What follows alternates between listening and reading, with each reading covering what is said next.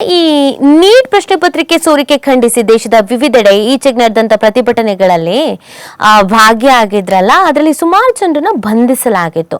So ಈ ವಿಚಾರ court ಮೆಟ್ಟಿಲೇರಿದ್ ನಿಮ್ಗೆಲ್ಲ ಗೊತ್ತೇ ಇದೆ. ಸೊ ಈ ವಿಚಾರದಲ್ಲಿ ಇದೀಗ ಸುಪ್ರೀಂ ಒಂದು ವಿಷಯವನ್ನು ಪ್ರಸ್ತಾಪಿಸಿರೋದು, ಒಂದು ನಿರ್ದೇಶನವನ್ನ ನೀಡಿರೋದು. ಏನಂತ, 18 ವರ್ಷದ ಒಳಗಿನವರನ್ನ ಬಿಡುಗಡೆ ಮಾಡಿ ಅಂತ ಸುಪ್ರೀಂ ಹೇಳ್ತಾ ಇರೋದು.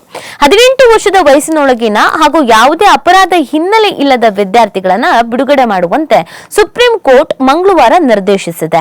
ವಿದ್ಯಾರ್ಥಿಗಳ ನೇತೃತ್ವದಲ್ಲಿ ನಡೆದಂತ ಪ್ರತಿಭಟನೆಯಲ್ಲಿ ಪಾಲ್ಗೊಂಡವರ ವಿರುದ್ಧ ಯಾವುದೇ ಬಲವಂತ ಕ್ರಮ ಕೈಗೊಳ್ಳಬಾರದು ಅಂತ ರಾಜ್ಯಗಳಿಗೆ ಸೂಚಿಸಿದೆ.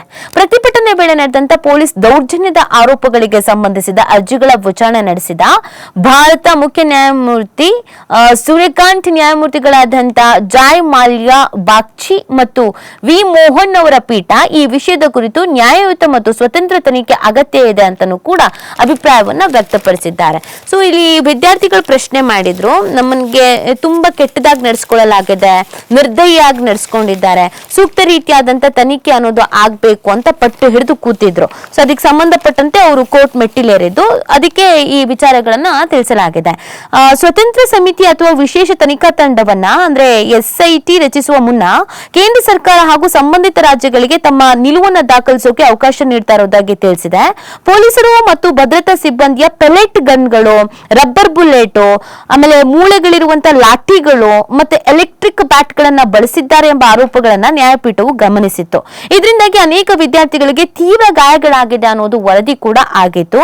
ಪ್ರತಿಭಟನೆ ನಿರತ ವಿದ್ಯಾರ್ಥಿಗಳನ್ನ ಬಲವಂತದ ಕ್ರಮಗಳಿಂದ ರಕ್ಷಿಸುವಾಗ ಅಪರಾಧ ಹಿನ್ನೆಲೆ ಇರುವವರಿಗೆ ಈ ರಕ್ಷಣೆ ಅನ್ವಯಿಸುವುದಿಲ್ಲ ಅಂತ ನ್ಯಾಯಪೀಠ ಸ್ಪಷ್ಟಪಡಿಸಿತ್ತು. ಆಮೇಲೆ FIR ಗಳಿಗೆ ಸಂಬಂಧಿಸಿದ ತನಿಖೆಯನ್ನ ಮುಂದುವರಿಸೋಕೆ ದೆಹಲಿ ಸರ್ಕಾರಕ್ಕೆ ಪೀಠವು ಅನುಮತಿ ನೀಡಿದ್ರು. ಕಾನೂನು ಪ್ರಕ್ರಿಯೆ ಬಾಕಿ ಇರುವ ಅವಧಿಯಲ್ಲಿ ಬಲವಂತದ ಕ್ರಮಗಳನ್ನು ಕೈಗೊಳ್ಳಬಾರದು ಅಂತಾನೂ ಕೂಡ ಹೇಳಿತು.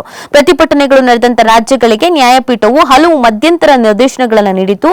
ಪ್ರತಿಭಟನೆಗಳಿಗೆ ಸಂಬಂಧಿಸಿದ CCTV ದೃಶ್ಯಾವಳಿಗಳು, ಡ್ರೋನ್ ಕ್ಯಾಮೆರಾ ರೆಕಾರ್ಡಿಂಗ್ಗಳು, ಬಾಡಿ ಕ್ಯಾಮೆರಾ ದೃಶ್ಯಾವಳಿಗಳು, ವೈರ್ಲೆಸ್ ಸಂವಹನ ದಾಖಲೆಗಳು, PCR ದಾಖಲೆಗಳು ಮತ್ತು ಇತರ ಡಿಜಿಟಲ್ ಸಾಕ್ಷ್ಯಗಳನ್ನು ಸಂರಕ್ಷಿಸುವಂತೆ ಸೂಚನೆಯನ್ನ ನೀಡಲಾಗಿದೆ.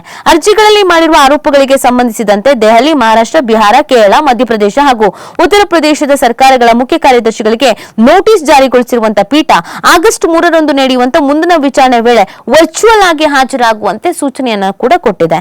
ಪೊಲೀಸರ ಮೇಲೆ ದಾಳಿ ತನಿಖೆ ಆಗಲಿ, ಪ್ರತಿಭಟನೆ ಸಮಯದಲ್ಲಿ ಪೊಲೀಸರ ಮೇಲೆ ನಡೆದಂತ ದಾಳಿ ಘಟನೆ ಬಗ್ಗೆಯೂ ಕೂಡ ತನಿಖೆ ಆಗಬೇಕು ಅಂತ ಪೀಠ ಹೇಳಿದೆ. 250ಕ್ಕೂ ಅಧಿಕ ಪೊಲೀಸರ ಮೇಲಿನ ದಾಳಿಗಳು ವಿದ್ಯಾರ್ಥಿಗಳಿಂದ ನಡೆದಿದೆಯೇ ಅಥವಾ ಕೆಲವು ದುಷ್ಕರ್ಮಿಗಳಿಂದ ನಡೆದಿದೆ ಎಂಬುದು ಖಚಿತಪಡಿಸಿಕೊಳ್ಬೇಕು, ಹಾಗಾಗಿ ತನಿಖೆ ಆಗಲಿ ಅಂತ ಹೇಳಲಾಗಿದೆ. ಓನ್ಲಿ ವಿದ್ಯಾರ್ಥಿಗಳಿಗೆ ಮಾತ್ರ ಆಗಿರೋದಲ್ಲ, ಇಲ್ಲಿ ಪೊಲೀಸರಿಗೂ ಕೂಡ ಆಗಿದೆ ಅಲ್ಲ, ಹಾಗಾಗಿ ಅದು ಕೂಡ ತನಿಖೆ ಆಗ್ಬೇಕು. ನಿಜವಾಗ್ಲೂ ಅದು ವಿದ್ಯಾರ್ಥಿಗಳೇ ಮಾಡಿದ್ರ ಅಥವಾ ವಿದ್ಯಾರ್ಥಿಗಳು ಸೋಗಿನಲ್ಲಿ ಬಂದು ಕೂತೋರು ಯಾರಾದ್ರೂ ಮಾಡಿದ್ರ ಅಂತ ಅದಕ್ಕೂ ತನಿಖೆ ಆಗ್ಬೇಕು ಅಂತ ಹೇಳಲಾಗಿದೆ.